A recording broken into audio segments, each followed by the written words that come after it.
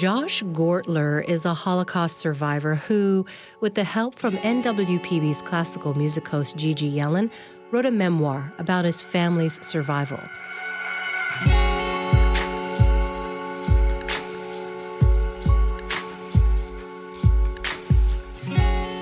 His book is Among the Remnants, Josh Gortler's Journey. It reads fast and offers good and interesting insight into a child's perspective of displaced persons camp, understanding the bigger picture of what was happening and discovering you're white, and also changing your name to fit in. And why does it feel uncomfortable for some people to say Jew? I'm one of those people.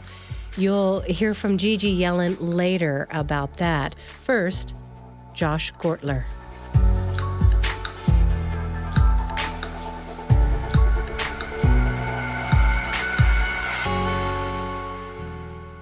So, Josh, this podcast, while we talk about your book, I want to have a conversation with you about things that I have been missing from some of your interviews and presentations.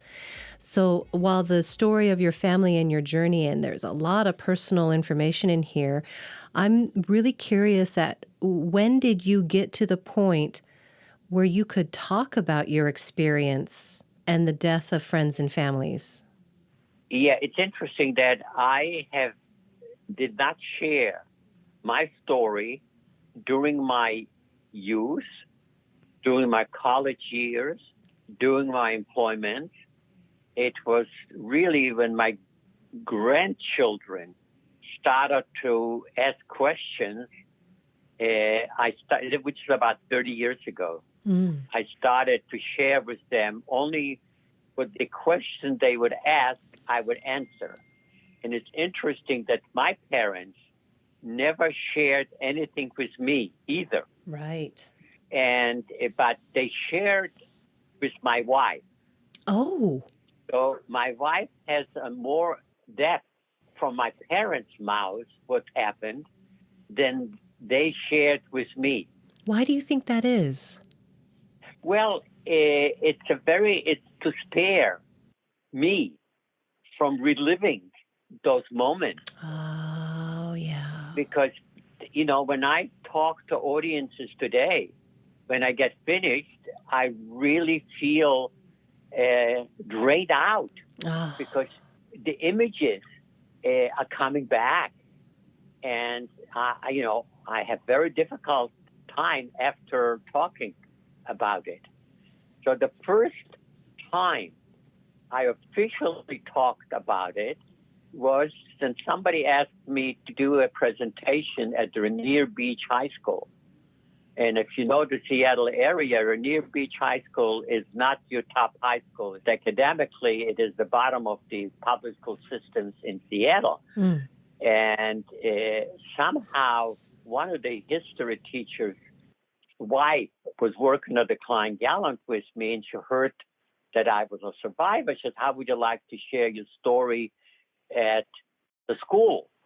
And so I put together some old-fashioned slides, photographs and slides. So I came to the school and I started to speak from a stage. This for about 200 kids. Wow. And it didn't go very fast. I just went off the stage and got into the audience and started to share with them, and they really got into the discussion. And after that day, do you remember how you felt after that presentation? Oh, I was wiped out. First of all, the audience at the beginning, I was told a few years ago, someone else who came to speak to them about the Holocaust, and they basically threw tomatoes at the individual. I mean, it's a tough school. Yeah. And that was my introduction to talk in front of an audience. Well, I'm comfortable talking in front of audiences. That was not an issue. The issue was the particular audience and the particular topic. Both difficult. Both difficult, correct. And their lives, I'm wondering if their lives and experiences had a lot of similarities, going through trauma, difficult times, being told you're something else and other and don't belong. So you resonated with them. Yeah, I did. Josh, when you were young, there wasn't a lot of a talk about therapy or mental health. And in your book, you wrote about a time in the Displaced Person camp when the celebration of, and I hope I say this right, Tisha B'Av? Tisha B'Av. But really, no one really wanted to discuss what just happened. Things were too fresh. And how could you celebrate? Let me see, look in the book here. Why celebrate something from so long ago when something very tragic just happened? Right. Tisha B'Av is a day when the two temples in Jerusalem were destroyed on the same day. Tisha means 9, B'Av, that's the name, that is the month, the Hebrew month of Av. The Hebrew calendar is totally different than the calendar we use today. So Jewish holidays in the DP camps, I write about them, is that they wanted to talk about nice things. They didn't want to talk about the destruction, because the destruction of the 6 million was in front of our eyes. And there's a number of pictures in my book where the classroom, there is a handmade menorah, and it says 6 million. Yeah. The whore means do not forget, remember. So any place you went, it was in your eyes, the 6 million. Yes, and what I got from your book was that you that number was everywhere. They wanted you to remember this. Correct. But at the same time, not talk about it. That's right. Right? No tools. So how did you, I know there was a social worker somewhere in there, but I'm so curious how you eventually became a social worker yourself and realized you needed to talk about these things. It's a good question. It's a good question. There were social workers who helped us not through therapy. The social worker's role were more of assisting to get where you have to get and to do what you have to do. There was no real therapy or to discuss the feelings, how do you feel about it, the trauma, none of that. Because we had to get on with our life. This post-traumatic stress, that today everything is post-traumatic stress, we didn't have that. The terminology was not in our lexicon. And now in hindsight, do you feel like you had post-traumatic stress? Oh, definitely. But we were too busy to be concerned about it. I had to learn how to write and to read. Yeah. I had to learn how to write in a new world. I had to look for a future. There was no time to think back. And in the story, Josh, you were 3 years old when your family left your home, and you traveled far, missing the Nazis by sometimes just days. And you were as far as Siberia, then back down, and eventually, after many years, like I think you were 15, you made it to the United States, but it wasn't easy. There were three camps that you stayed at, refugee camp, displaced person camp. And all through that time, you had no formal schooling. Well, but formal schooling started in the DP camps. Oh, in the DP, that's right, where you learned to write your name. Right. I learned how in the DP camp, just to give you an idea, I think the leaders of the DP camp looked at the children as the future, the commodity that they have to preserve. And they immediately started an educational program. And there was quite a bit of discussion, what should that program be like? And how should this program for the children be taught? Now, remember, we were in a DP camp with many, many children from different parts of Europe. And each one spoke a different language, a German, Hungarian, Romanian, Russian, Polish, Slovakian, down, So the leaders decided that the common language is going to be Hebrew. And they taught us the alphabet, and they taught us how to write and read, and all the secular subjects like arithmetic, geography, basic science, literature was all in Hebrew. That was the common language. that they had to create. I'm using the term secular studies, which is based on a model that was used in Eastern Europe for the non-religious schools. They used a tarbut, it was called, as the secular school, but taught in Hebrew. And then there was the religious school, which was known as the yeshiva. And that's where we were taught the religious studies, the Bible, the Talmud, everything else that we learned. It was in Hebrew, but it was not religious school.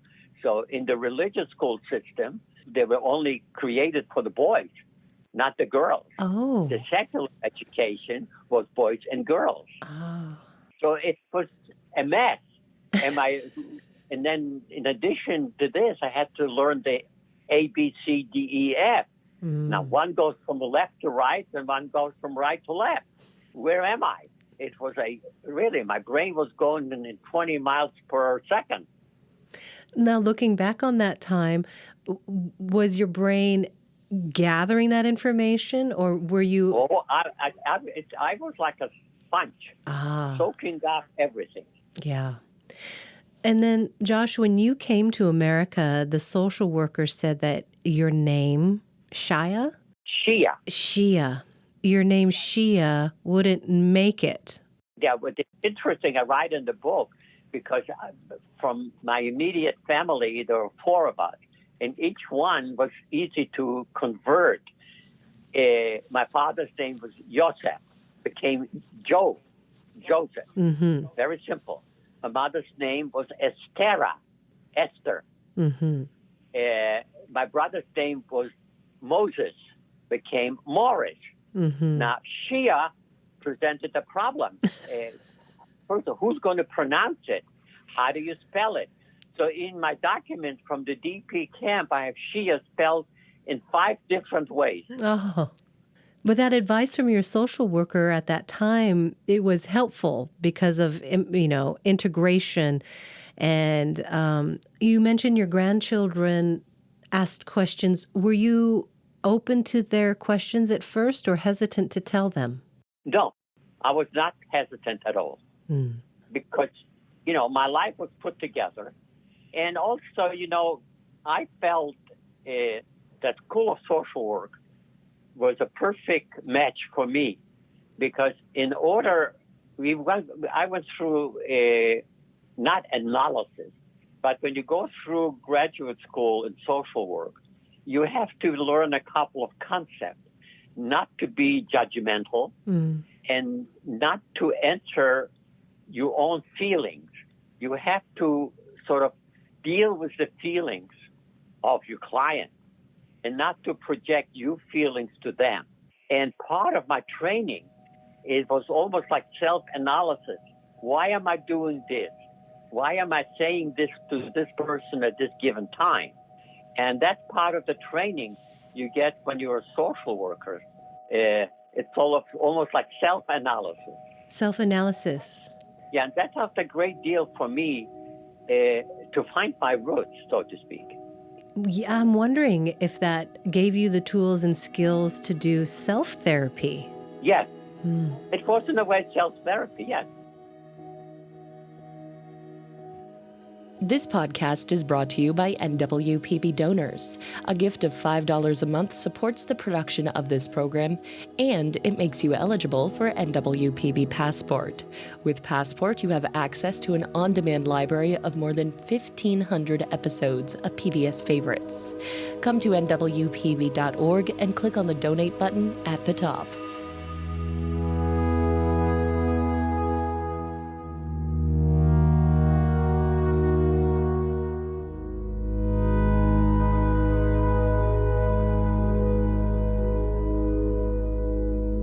Do you have any dreams of the Displaced Persons Camp now? I do, and the Displaced Person camps for me were really an awakening.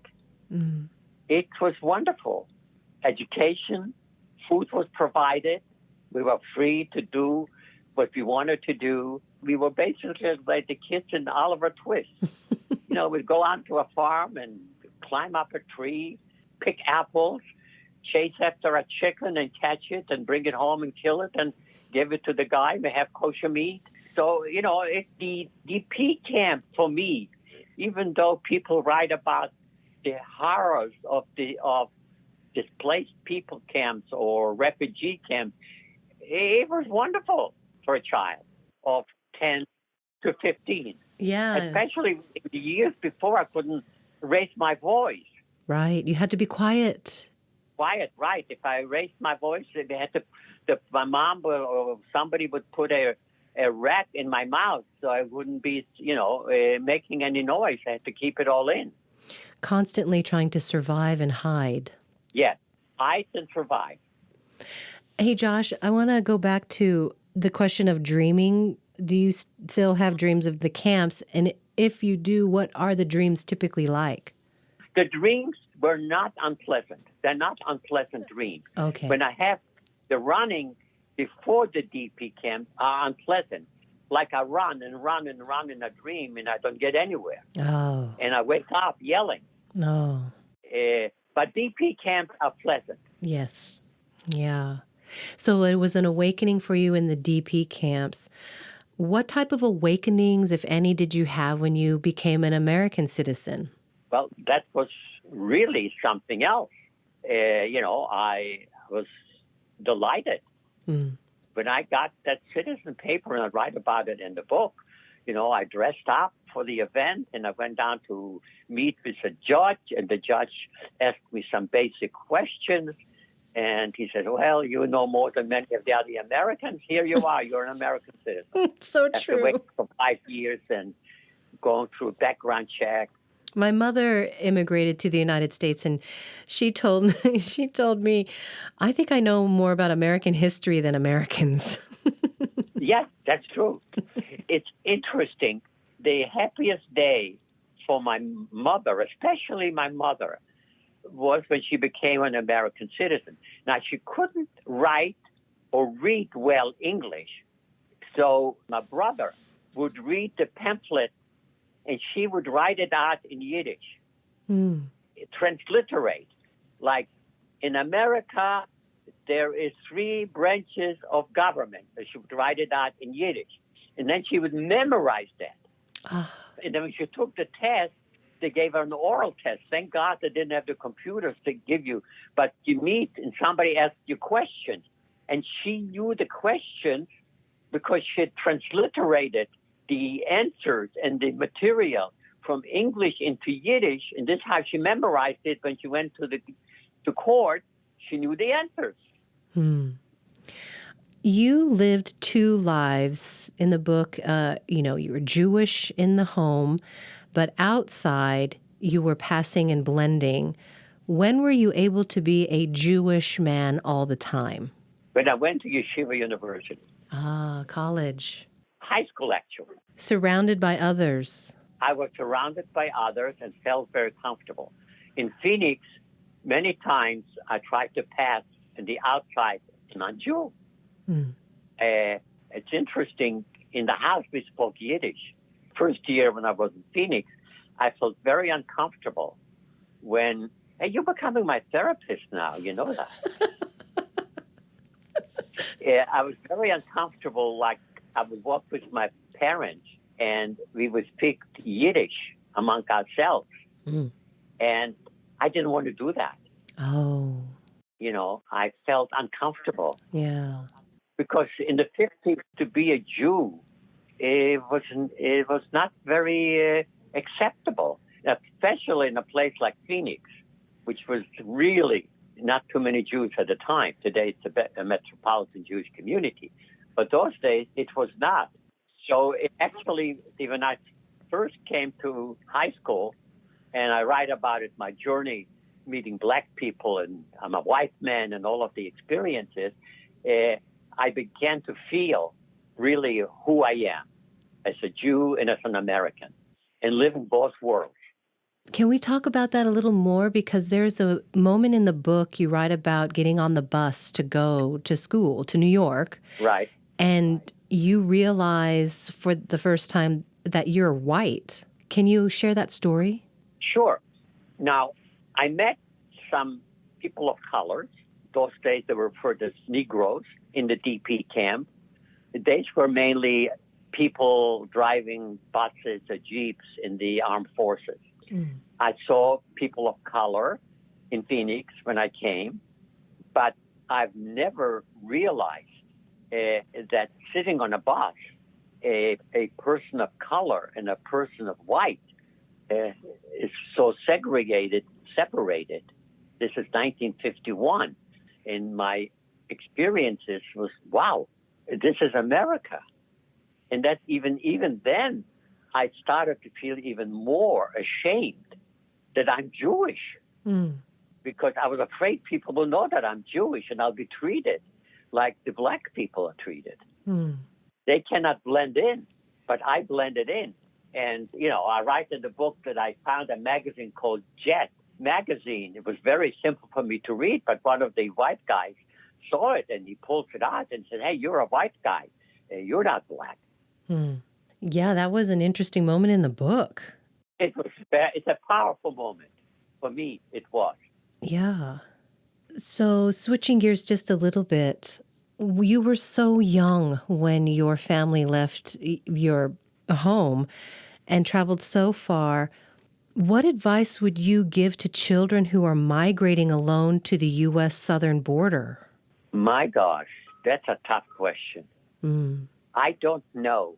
I honestly do not know whether somebody who is left behind, and I see the image of this young child that was in the news where he was in a group and they leave him and alone, and now he's all alone. Yeah. And I just wonder whether a child like that would have, even under the worst conditions, or whatever country this child was from, whether he would have been better off being with a loving family than to be dropped off near a border or thrown over a fence. I know people did it during the Holocaust, and I don't know what is better. I don't have the answer. But I was very lucky. We survived as a family unit. But I don't know the people who took in Germany children and put them on the train and sent them to England. They did survive. But what kind of life did they have that haunted them? Yes, and your mother says that you were going to stay together as a family, and if you died together. Right, because originally, when they went into hiding, or the partisans, they put us with a Gentile family. But then she said, no, if we die, we'll all die as a unit, because I cannot see my children suffer. With that said, just thinking about migration and immigration and people being refugees, it's complicated reasons, but usually it's because there's violence that people are fleeing. So do you see any parallels between what is happening in South America with migrants coming to the U.S. and what happened to your family? There are definitely parallel, two parallel trains. But it's hard. It's a very hard, very, very hard question to answer. Yes. There are definite parallels. People try to come to the country. There's no better country in the world than the United States. The opportunities I could have never had. And that's one of the reasons that even when Israel became a state and people started to immigrate to Israel, and my parents' decision was I and my brother would have more opportunities in the United States. And we certainly had the opportunities. And it's good that we can give back to the country. I think every immigrant, whether they came in legal or illegally, are always giving back to the country that they adopt as their own. So there are parallels, but there are also systems, I believe, of immigrating. And I'm reading this fascinating book that came out last summer. It's called The Last Million. It's about the refugees after the Second World War, my era, so to speak, and all the politics that was going on immigration to Palestine and the United States. It's fascinating reading that everybody didn't want them in. You know, the United States was afraid, and the people who actually were the most hospitable were people of the countries in South America. Argentina, Colombia. It was much easier to immigrate after the war than the United States. It sounded very difficult. Your family had to wait a long time. A long time. And then short notice when the train or the ship arrived. Right. Jump on it.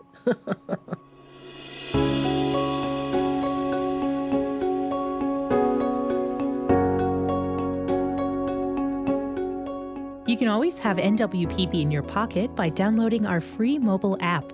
Just search for NWPB wherever you get your apps. You can listen to us anywhere.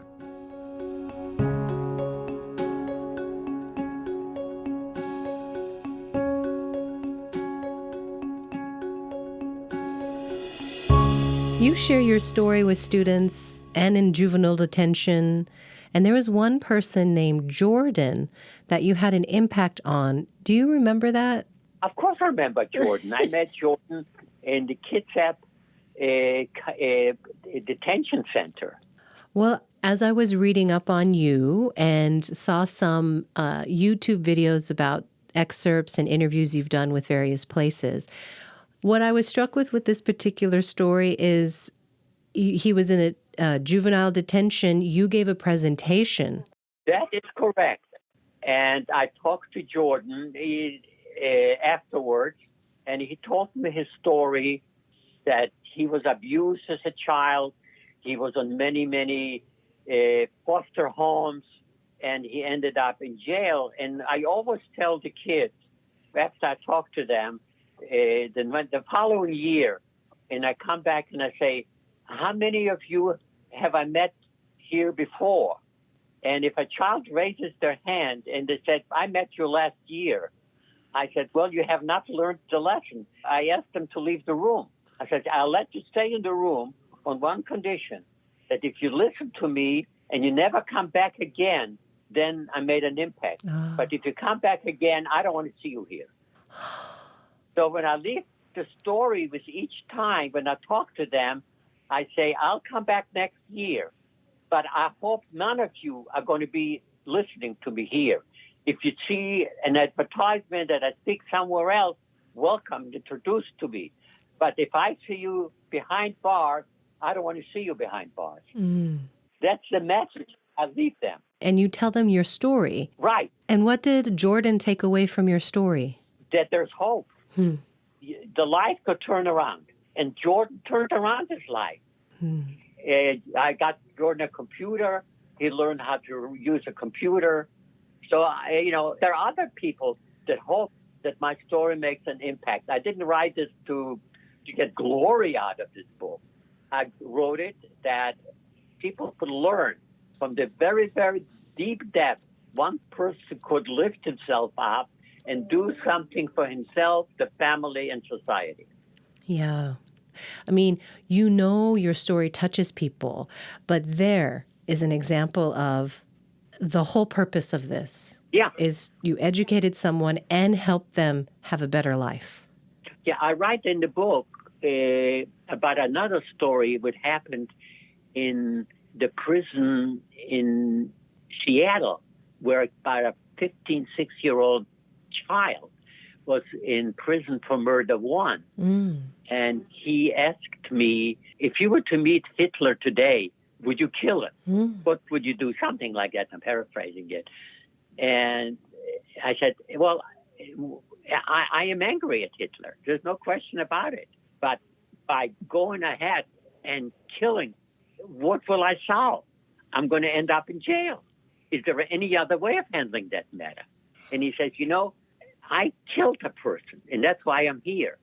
And if I would have heard basically your story before, maybe this wouldn't have happened to me. Oh, I thought that was such a powerful moment. yeah. That's why you have to keep telling your story. And I really appreciate it. It's a good reminder when we hear other people's stories and what they've been through, because then we can reflect on ourselves and know that we have strength within as well. Yeah? Yeah. Your advice to young people is to help the individual and not to be silent when they see something wrong. That is correct. So I'm wondering, what are your thoughts then on Black Lives Matter when people are speaking up more about seeing violence against minorities and Black folk?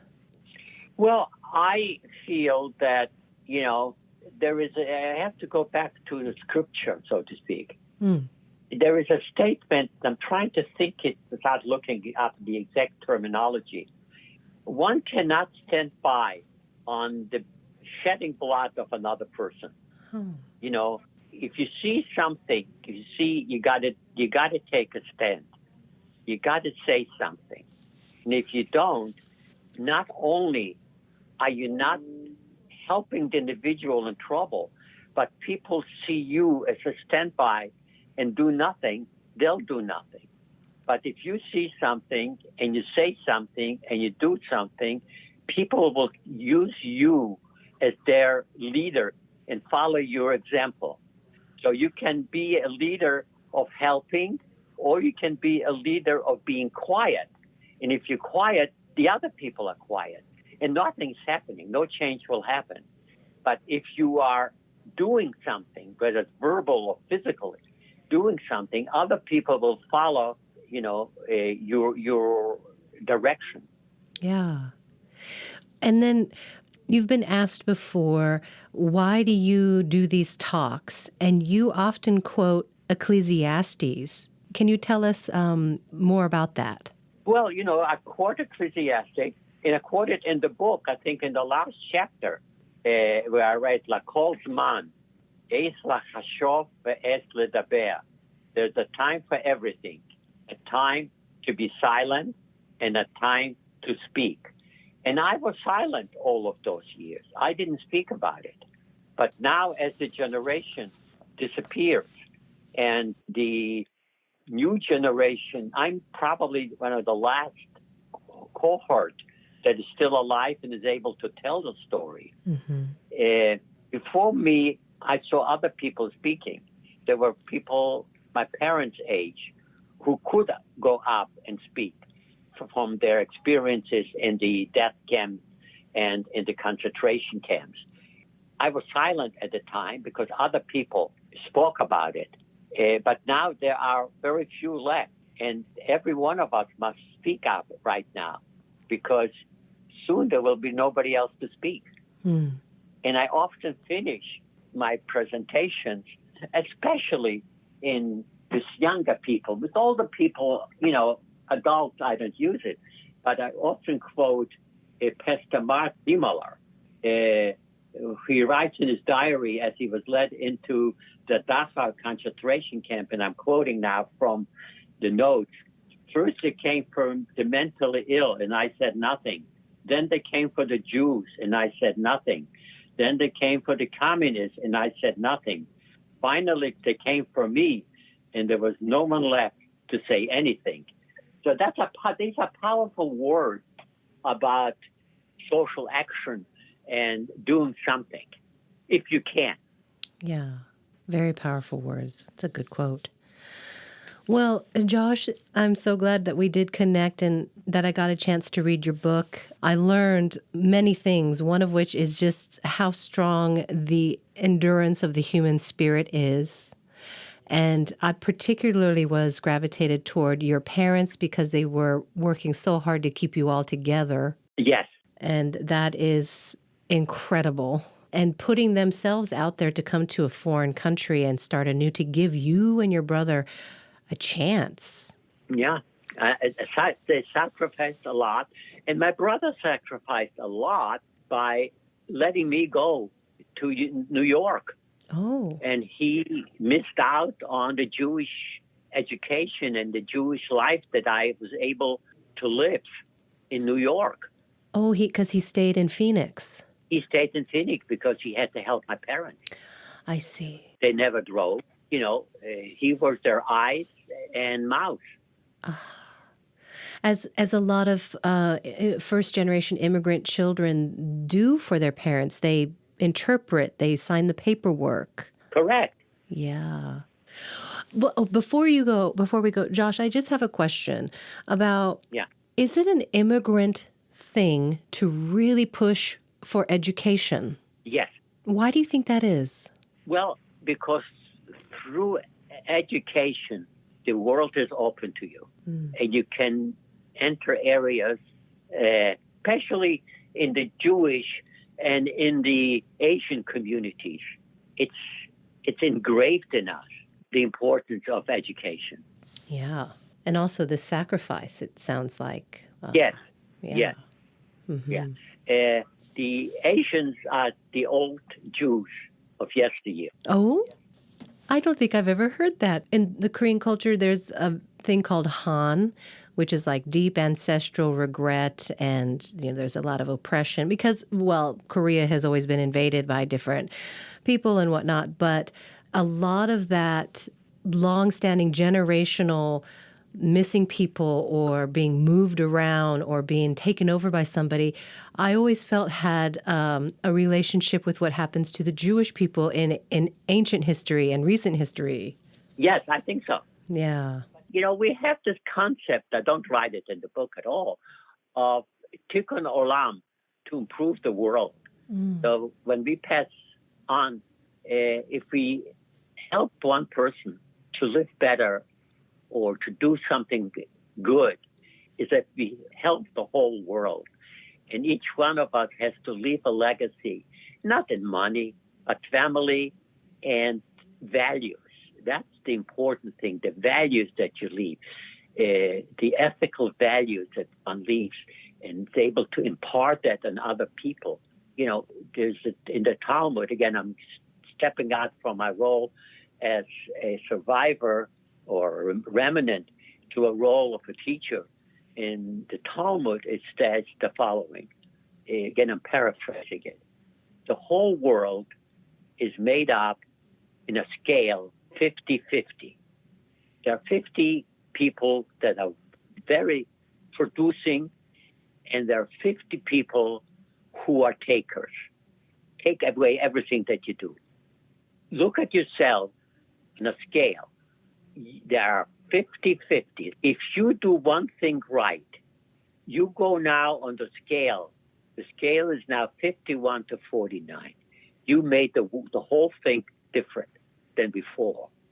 If you decide to step on the other side, there are now 51% of evil and 49% of goodness. So if each person can take himself and put himself in a position that says, yes, I can make a difference. By me stepping over that scale, it's now 49-51%. Yeah, that's good teaching. That's a good way to end, Josh. Hey, great. Thank you, Josh. Have a great afternoon. You too. Bye. Bye.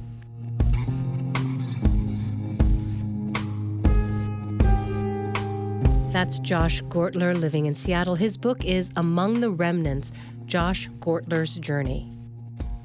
So, Josh, how do you know Gigi? I've known Gigi for 100 years. I'll tell her that. That's so funny. Oh, Gigi. I really like Gigi. So do I. Yeah. We got to know each other when they moved into the Seward Park neighborhood. Oh, I see. And we belong to the same synagogue. Ah, good. I love that sense of humor. Now, earlier I mentioned that Northwest Public Broadcasting's classical music host Gigi Yellen helped with Among the Remnants. Gigi is Jewish and chatted with me about the book, her own experiences, and why some folk feel uncomfortable saying Jew.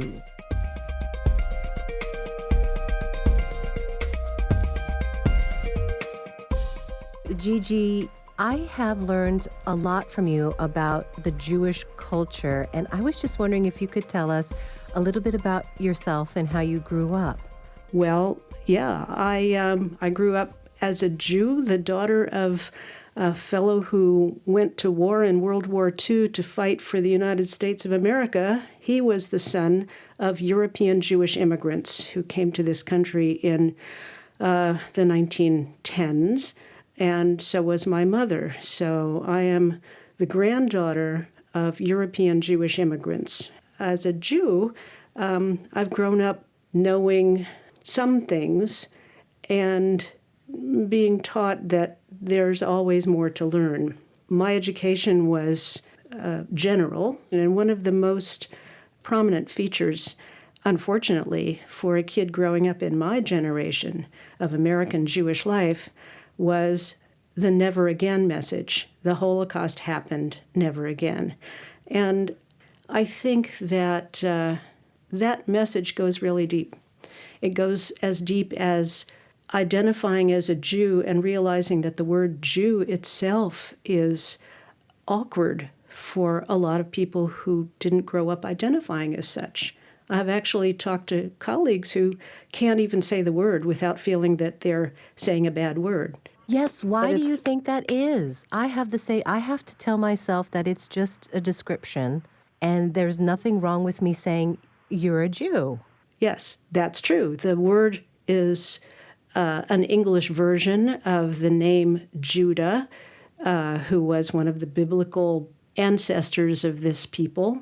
And it was also the name of a part of the land, which was the land that, according to historical documents and so forth, was the home of Jews.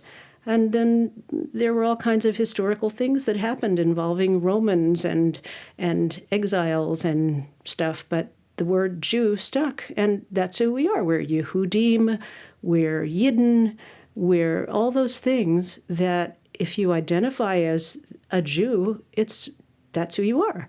So just every time I hear somebody say Jewish people, it sounds like a euphemism to me, and I'm thinking, you don't have to call me a Jewish person. You can just call me a Jew, because I am. And if that to you is a negative epithet, then it's your problem. Gigi, as I'm thinking about why is there that hesitancy, most of, I would say, your coworkers don't have any malice in their heart about you or saying the word Jew. It's that maybe our epigenomics or the culture around us and what has happened made things so scary and frightening that saying and calling out a person as Jewish is almost uncovering them for the world to see and harass? Yes, which makes this actually a little bit of a scary coming out for me, talking about this on the radio.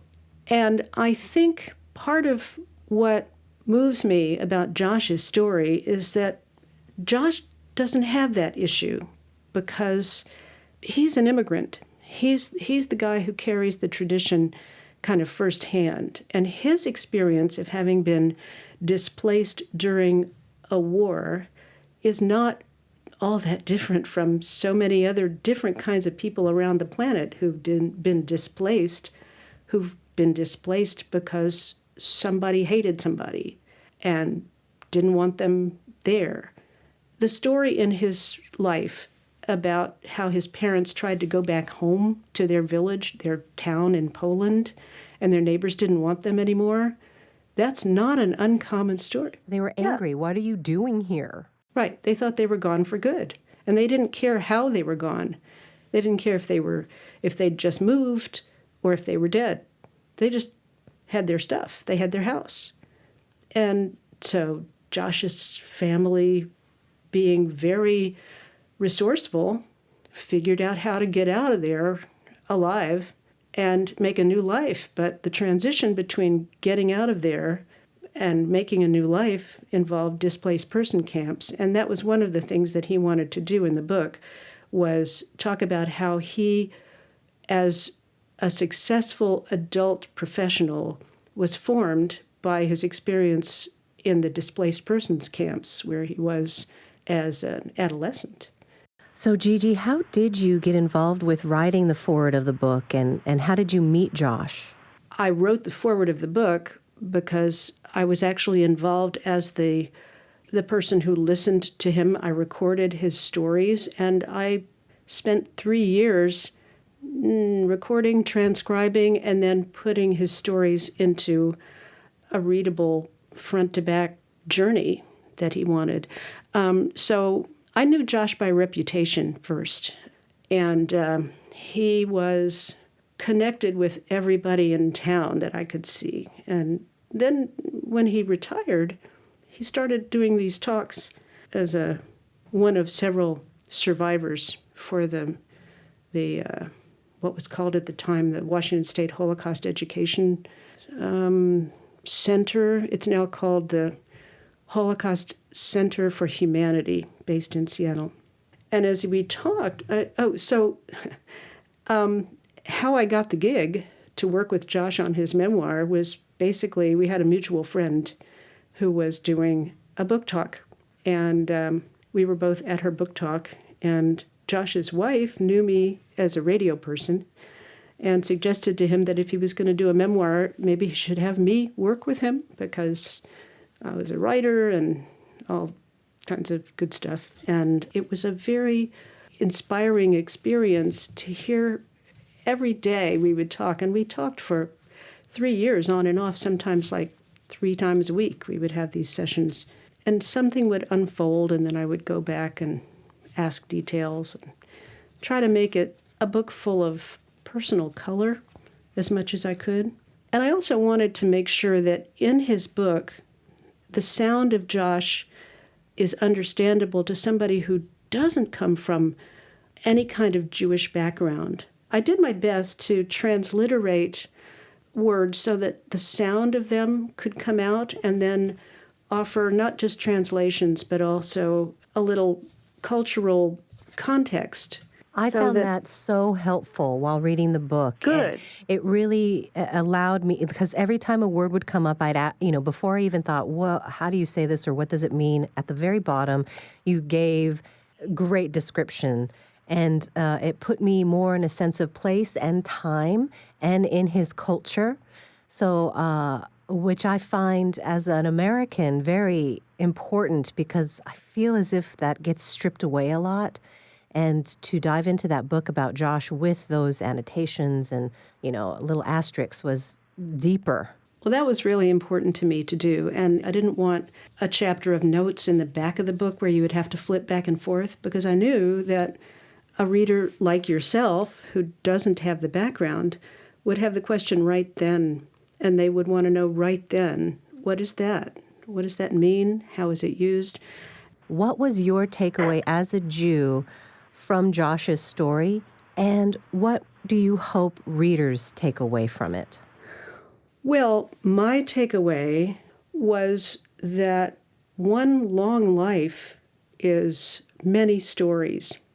And it's helpful as a younger person to look at how one successful older person can take struggles that they went through and turn them into real good for not just themselves, but their community and beyond. And you had a second. What do you hope readers take away from Josh's book? Well, first of all, I hope readers will understand that the word diversity includes people like Josh and people like me. As I say, this is kind of like a coming out. I don't talk about my Jewish heritage much on the air. In fact, I really don't.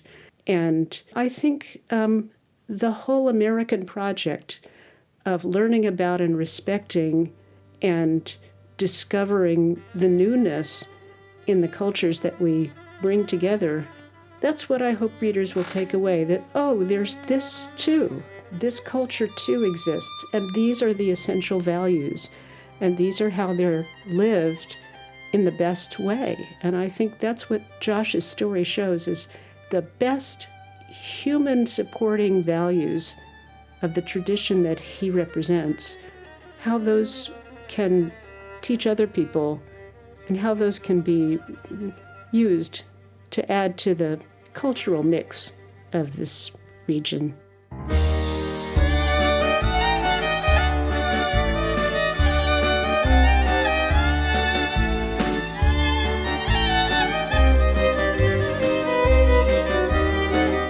Thanks for listening to Traverse Talks. I'm Sueann Ramella.